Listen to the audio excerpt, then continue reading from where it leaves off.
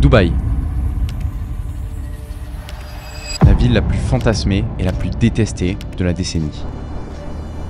On entend de tout sur Dubaï. Des rumeurs de prostitution organisée, des travailleurs traités comme des esclaves, l'application de la charia avec ses lois strictes, et même des influenceuses qui mangent du caca pour de l'argent. Des riches payent des mannequins, des influenceuses. Et le pire dans tout ça, c'est qu'à la base, on leur proposait pas du fétichisme extrême, non. On leur proposait une soirée VIP, super luxe, classe. Pour certains, c'est l'Eldorado, pour d'autres, le décor d'une immense illusion.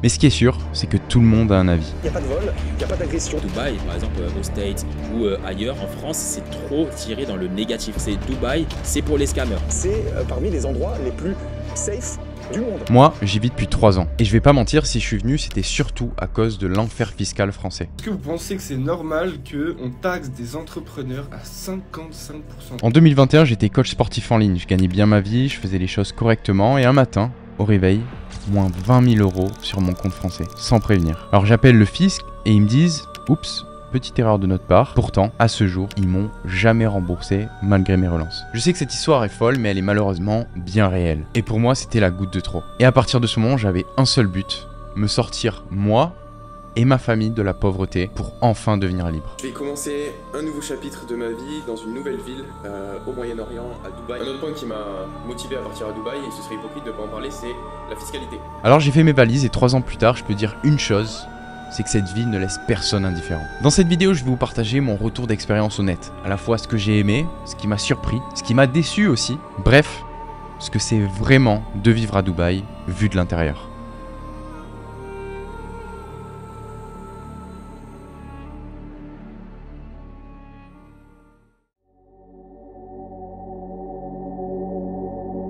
S'il y a bien un truc qui saute aux yeux quand t'arrives à Dubaï, c'est à quel point tout est pensé pour te faire gagner du temps. Le ménage, la nourriture, les courses, même le café du matin peut être livré chez toi en quelques minutes. Et tout ça, tu le gères depuis une seule app, Careem. C'est un peu le Uber, Doctolib, Amazon, Deliveroo du Moyen-Orient. En gros, tu peux presque tout faire, que ce soit te faire livrer un repas chaud, demander une femme de ménage, un massage, que te faire ausculter par une médecin et même te faire livrer du cash. Bon alors à Dubaï, c'est vrai qu'on entend de tout et n'importe quoi sur le travail forcé, l'esclavagisme, etc. Là en l'occurrence, je suis en train de manger juste en bas de chez moi et juste en face de moi, il y a probablement un Pakistanais, parce qu'ils sont souvent pakistanais, qui travaille pour Careem et qui est en train de jouer au billard tranquillement pendant qu'il attend la livraison de repas qu'il va aller déposer plus tard. Donc j'ai déjà parlé avec pas mal de travailleurs ici locaux et c'est vrai qu'ils vivent dans des conditions de vie difficiles, ça c'est indéniable, mais en comparaison avec ce qu'ils avaient dans leur pays, à chaque fois que je leur pose la question, ils me disent qu'ils sont contents d'être ici. Et puis ici, moi qui suis sportif, c'est super simple de rester en forme. Dans presque tous les buildings, t'as une salle de sport avec une piscine. Bon voilà les amis, je suis à la salle de sport, regardez, avec la vue sur le Burj Khalifa juste derrière, il y a tout le matériel qu'il faut, et juste derrière, il y a une piscine à l'intérieur, c'est hyper pratique. Il y a de nombreux personal trainers avec des prix similaires à ce qu'on pourrait trouver en France. Moi, perso, je paye le mien 50 € par séance pour faire du Muay Thai. Et ensuite, quand j'ai besoin de récupérer, je vais me faire un petit sauna et un ice bath en bas de ma tour. Ouais, il en faut bien en France, ces bâtards. Perso, le fait de pouvoir avoir tout à proximité ou tout qui vient à soi, ça m'a permis de gagner énormément de temps dans mon quotidien et de me concentrer sur l'essentiel, c'est-à-dire mon business, ma santé et les gens que j'aime. Donc Dubaï, c'est indéniable, le niveau de confort est indécent, mais il t'aide aussi à être plus exigeant avec toi-même. Ce que j'ai ressenti dès les premières semaines ici, c'est que Dubaï te tire vers le haut. Entre les hôtels, les restos, les belles voitures, tout est beau, propre et grandiose. J'ai même pas eu le temps de sortir, je vous jure. J'ai sorti la caméra, je me suis dit, regardez, il y a un papier par terre.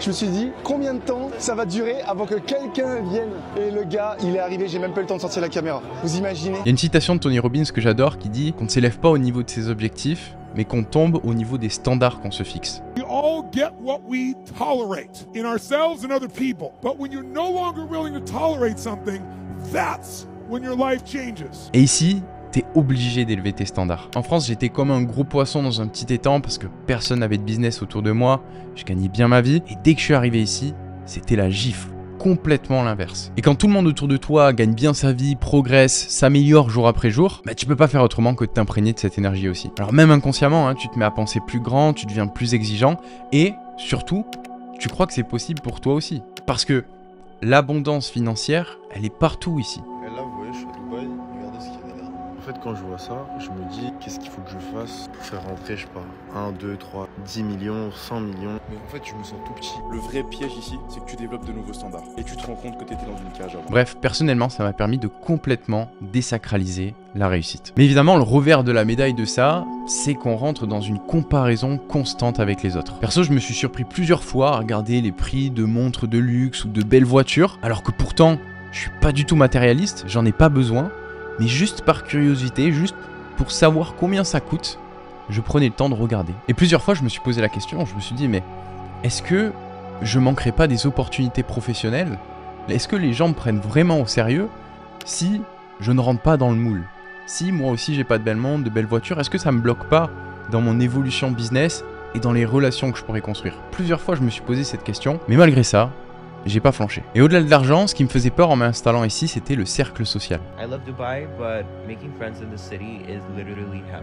It is indeed one of the hardest things anyone could ever do. How do I make friends in Dubai? How do I make friends in Dubai? J'avais absolument aucune idée de comment j'allais me faire des potes à 6000 km de chez moi, en sachant que je suis très introverti de nature. Et en arrivant, je me suis rendu compte que le vrai défi, c'est pas de rencontrer du monde, c'est de construire des amitiés durables. Parce qu'ici, il y a beaucoup de personnes qui viennent pour 1 an, 2 ans, 3 ans, peut-être un peu plus, mais qui ont pour projet de retourner dans leur ville natale. Et je vais pas mentir, la première année, j'étais souvent seul. J'avais besoin de me concentrer sur mon business, de faire du sport et de gagner de l'argent. Et puis à un moment, je suis tombé sur les bonnes personnes. Des mecs comme moi, qui étaient jeunes, qui avaient la dalle, qui avaient envie de travailler, de devenir meilleur, de progresser, de faire du sport. J'avais jamais connu ça en France, pour être honnête. Dans mon lycée, dès que je parlais des livres de développement personnel que je lisais, les gens me rionnaient. Dès que je parlais de méditation, on me prenait pour un fou. Et ici, la culture de la performance, c'est quelque chose de beaucoup plus commun. Et ça, c'est appréciable. Et perso, quand j'ai trouvé ce groupe, c'est là que tout a changé pour moi. Parce que à Dubaï, plus ou moins tout le monde vient pour les taxes, mais les gens qu'on y rencontre, c'est ce qui nous fait rester.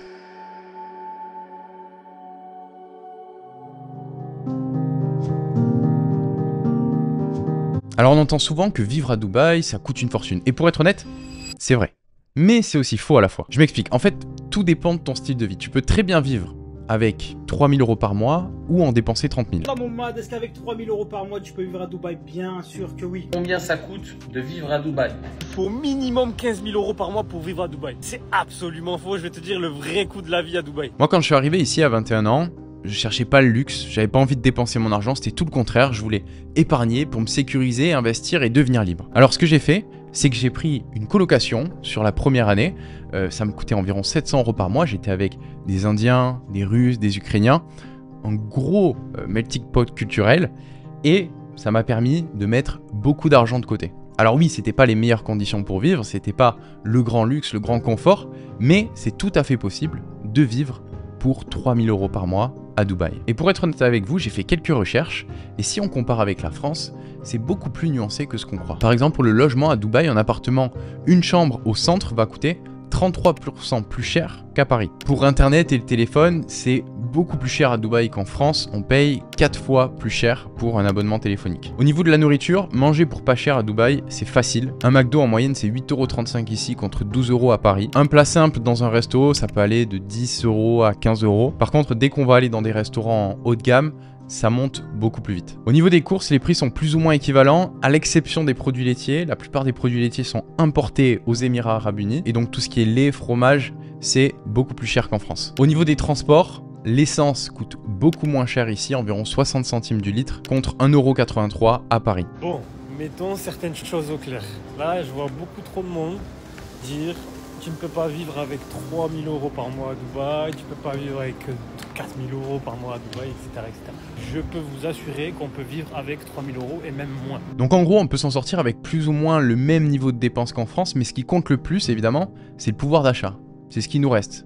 C'est ce avec quoi on va pouvoir se faire plaisir. Et à Dubaï, les salaires sont en moyenne 12% plus élevés que ce qu'on trouve en France, et surtout, il n'y a aucun impôt sur le revenu. Donc c'est beaucoup plus facile d'épargner qu'en France. Les gars, je suis encore à Dubaï et je me demande pourquoi les gens payent des impôts en France. Parce que vu les services qui sont rendus à Dubaï, tu te dis que de payer des impôts, bah on sait où va ton argent quoi. En France, en fait, vous payez des impôts, on vous viole clairement parce que les impôts qui sont prélevés sont clairement un viol collectif. Un autre avantage, c'est qu'on se sent en sécurité partout. Je peux très bien aller travailler dans un café, laisser mon Mac sur la table, partir, marcher 30 minutes, revenir et je sais à coup sûr qu'il sera toujours là. Évidemment, je vous recommande pas de tester l'expérience à Paris ou en France parce que ce sera sûrement pas le même résultat. Donc ici, il n'y a pas de pickpocket, pas de mecs bourrés qui veulent se battre ou de fous dans les rues qui sont laissés un peu en liberté. Il y a des caméras partout, on se sent en sécurité, la police est très stricte, elle fait extrêmement bien son travail et tous les fauteurs de troubles se retrouvent en prison avec des peines très sévères. À Dubaï, ils te prennent ton portable et regardent tes messages WhatsApp. Si le mec il t'a insulté sur WhatsApp, je te promets, il va en prison. Vraiment, mais choquant comment c'est trop beau.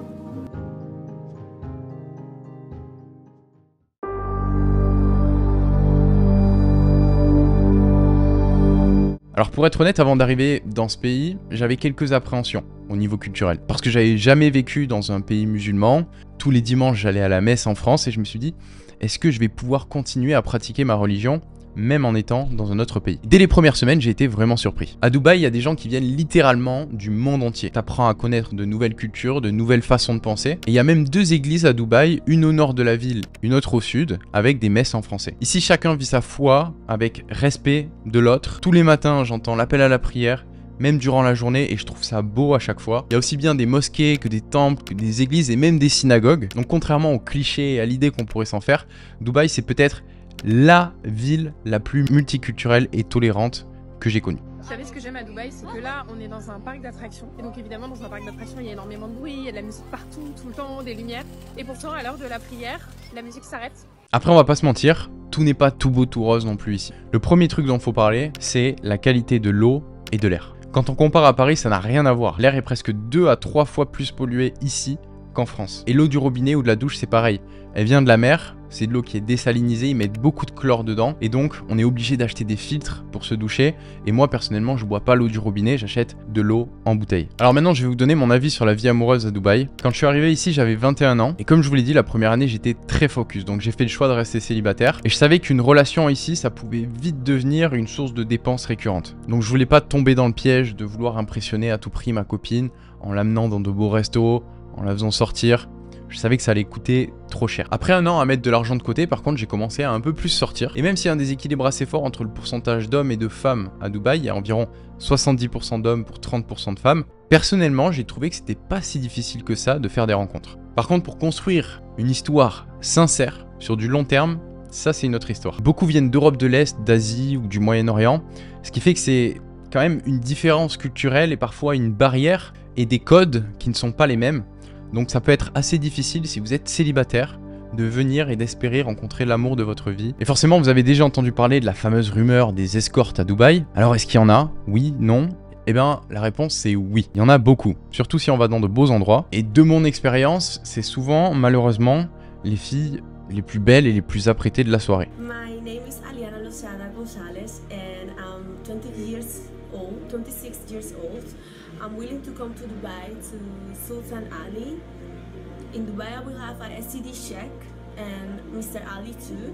After that, we are having unprotected sex. I will also fuck his virgin brother, who is 13 years old, and I will let him lick my... Ça m'est déjà arrivé plusieurs fois d'être en soirée, d'aborder une fille, de lui proposer un verre et au bout de 2-3 minutes, elle m'annonce son tarif. Et la première fois que ça m'est arrivé, je m'en souviens encore, j'étais choqué, j'étais outré. Et puis avec le temps, tu t'y fais, tu comprends que c'est une réalité ici et qu'il faut vivre avec. Mais même si c'est frustrant, ça m'a permis de voir ce que je voulais dans la vie et surtout ce que je voulais pas. Parce que quand je vois des mecs de plus de 50 ans en soirée, entourés de 10 escortes, à dépenser des milliers et des milliers d'euros, je me dis qu'il y a forcément un problème quelque part. Et d'ailleurs, je me souviens d'une rencontre qui m'avait vraiment marqué avec un Iranien d'une 60aine d'années que j'avais rencontré complètement par hasard. Au départ, on échange quelques mots de politesse, il me demande ce que je fais dans la vie, je lui renvoie la question, et de fil en aiguille, la conversation s'enchaîne. Il commence à me raconter son parcours, et il m'explique que c'est le CEO d'une grosse boîte qui s'occupe de mettre en place les clims dans tout Dubaï. Alors je peux vous dire que les clims on en a besoin et que c'est un très bon business ici. Et puis il commence un petit peu à faire le malin, à flexer comme certaines personnes le font à Dubaï, donc il me montre des photos de ses 5 voitures de luxe, de ses plaques d'immatriculation à 2 chiffres, parce que oui à Dubaï, pour voir le statut que vous avez, vous pouvez payer des plaques d'immatriculation et au plus le chiffre est bas, au plus la plaque coûte cher. Il m'a aussi montré son appart immense qu'il avait. Et puis pour aller un petit peu plus loin, je lui ai posé quelques questions sur sa famille, sur les relations qu'il avait avec, s'il avait des enfants. Et là, il change complètement de ton Et il me dit que ça fait plusieurs années qu'il a pas vu ses enfants, qu'il ne lui parle plus, qu'il a divorcé avec sa femme. Et je sens qu'il est profondément seul. Alors ça peut paraître un peu philosophique, mais personnellement, quand je suis arrivé à Dubaï, je me disais, le jour où je serai riche, le jour où je gagnerai beaucoup d'argent, ma vie elle sera tellement bien, je pourrai faire tellement de choses, je pourrai tellement profiter, je serai tellement libre et serein. Et c'est vrai, gagner de l'argent ça change beaucoup de choses. Mais ça m'a aussi permis de voir l'envers du décor. Parce qu'en ayant vécu ce genre d'expérience, je me rends compte que la richesse c'est pas uniquement un chiffre sur une ligne de compte. C'est aussi avoir une famille qui t'aime, c'est aussi être en bonne santé, c'est aussi avoir un esprit tranquille. Et ces choses-là, on peut pas les acheter. On doit les mériter. Donc après 3 ans dans cette ville, ce que j'en retire le plus aujourd'hui, c'est que non seulement j'y vois plus clair sur ce que je veux, mais aussi sur ce que je ne veux pas. J'espère que cette vidéo vous permet de vous remettre en question les clichés qu'on peut voir habituellement sur Dubaï et les gens qui y vivent. Parce que dans les médias traditionnels, la ville a quand même une très mauvaise image. On l'associe aux scammers, au blanchiment d'argent, à la prostitution, aux mecs qui font de la crypto. Et forcément, quand je dis que je vis à Dubaï, quand je rentre en France, on me regarde un petit peu du coin de l'œil en mode encore un mec de Dubaï. Et le problème, c'est qu'on est très vite associé à toute cette superficialité qu'on peut voir sur les réseaux sociaux. Et en tant que créateur ou entrepreneur, ça peut être un frein dans le développement de notre personal brand de s'associer à Dubaï. Et la vérité, c'est que c'est pas une ville qui est faite pour tout le monde. Dubaï, c'est fait pour toi si t'es jeune, que t'es ambitieux, que t'as pas forcément de grosses attaches, que tu veux élever ton niveau d'exigence, que t'es prêt à vivre temporairement dans un peu d'inconfort pour pouvoir rencontrer de bonnes personnes, te mettre dans un bon environnement qui te tire vers le haut. Et bien sûr, c'est fait pour toi si tu veux gagner plus et payer moins d'impôts. En revanche, c'est pas fait pour tout le monde. C'est pas pour toi si t'as besoin d'être entouré de ta famille au quotidien. C'est pas pour toi si tu sais pas gérer ton budget et tes dépenses, parce que tu risques de tout dilapider. C'est pas pour toi si tu gagnes moins de 5000 € par mois, je dirais. Et c'est pas non plus pour toi si tu veux construire une famille, avoir des enfants d'ici 3 à 5 ans. Bref, c'est pas la ville parfaite, mais si t'es dans la bonne phase de ta vie, ça peut être un vrai catalyseur et un vrai accélérateur de réussite. Alors dites-moi dans les commentaires quelle est votre opinion sur Dubaï, et si c'est pas déjà fait, pensez à vous abonner. On se retrouve dans une prochaine vidéo. C'était Antoine, salut.